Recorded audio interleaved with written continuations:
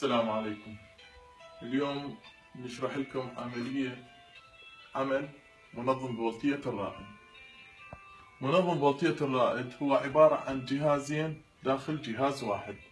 طبعا هذا الجهاز محلي وممكن ربطه خارج الغرفة، ما تهويته خارج الغرفة، بس احنا حاليا ربطناه هنا للتوضيح بالقرب من جهاز التكييف. نجي للشرح. هو عبارة عن جهازين، رافعة وخافضة. الجهاز الأول هو الرافعة، غني مكيف، مصدر الرافعة 220 فولت ومكيف. هذا يعمل حال أي رافعة موجودة حاليا في الأسواق. هو دخول فولتية تبدي العمل من 154 فولت إلى 240 فولت. الفولتية تتراوح بين هاي الفولتيتين، يقوم تنظيمها واخراج 220 فولت صافي تقريبا، ممكن يصير 215 او 230، يتراوح بهذه الفولتية اللي هي تعمل بها مكيف. اما الربط اليوم اللي احنا راح نوضحه هو تحويل الفولتية من 380 فولت الى 220 فولت.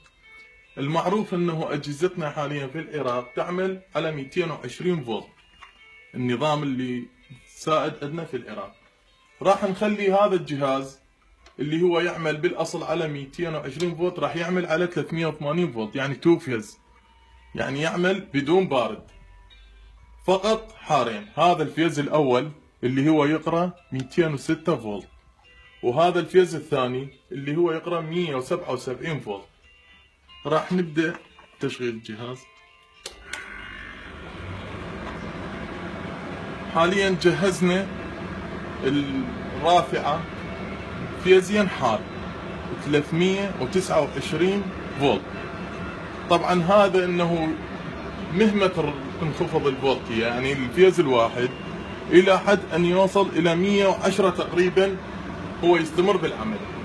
جهزناه هنا 330 فولت، فولتية عندنا منخفضة، هي بالاصل المفروض تكون 380 فولت، بس عندنا هبوط بالفولتية هنا 330 فولت.